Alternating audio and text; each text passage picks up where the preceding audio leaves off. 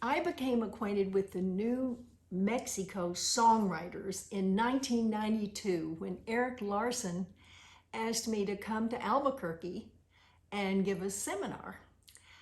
And I was so inspired by the group of songwriters there, and every year I would come back and hand out an award at your award ceremony.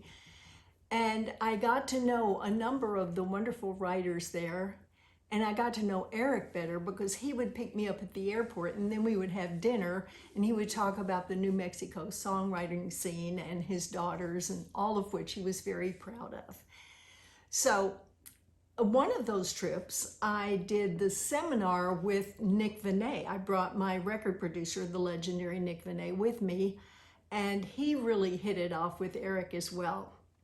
Nick used to say that if the music business were a family, the record companies would be the father, the publishers would be the mother, and the songwriters would be the abused children. Well, it wasn't that way in New Mexico. You honored your songwriters, and I was always happy to be there honoring them with you. One of those trips I took, I got to meet Phil Applebaum, and he said he was interested in making a live album with me. So he put all his equipment in a truck and came to town and recorded 4 shows with me and made a live album that no one can believe is live because there are no forks and knives sounding and no cappuccino machines. It's really a clean album. He was very witty and we had such fun doing it. Thank you for allowing me to give this message for the Eric Larson Endowment. And I'm so happy that you have had 35 wonderful years in New Mexico. May you have many more. Every year we give out an Eric Larson Lifetime Achievement Award. For those of you who knew Eric, he was the co-founder of the New Mexico Music Awards, and he passed away in 2005. We established an endowment at the University of New Mexico in his honor, in his name. And every year we hand out scholarships to students who are studying music at UNM.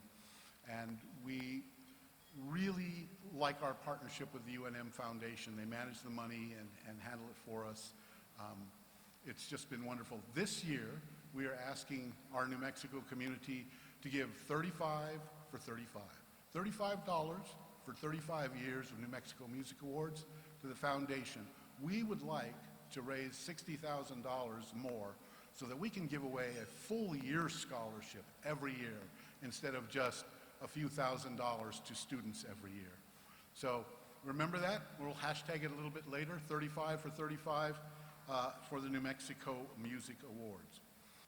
In 2007, John Wall and my wife, Kathy, conspired to give me an Eric Larson Lifetime Achievement Award. It was the only second one ever given away. And my first thought was, well, there goes the prestige of the award, right? But over the years, we've given away a number of these, and to people who have a lifetime of service to music in New Mexico. And I'm very pleased to be standing among giants now because I am surrounded by people who have this, who have a lot of talent and have accomplished a lot more than I have. So thanks guys for this. It means a lot to me.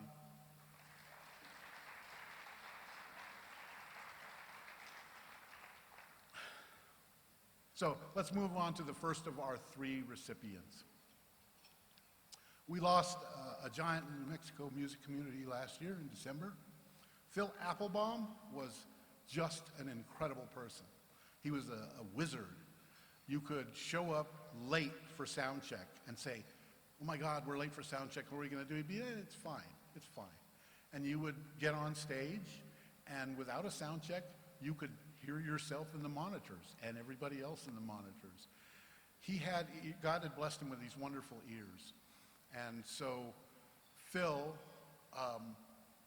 went on to produce at Thunder Digital here in Albuquerque for about 30 years or so.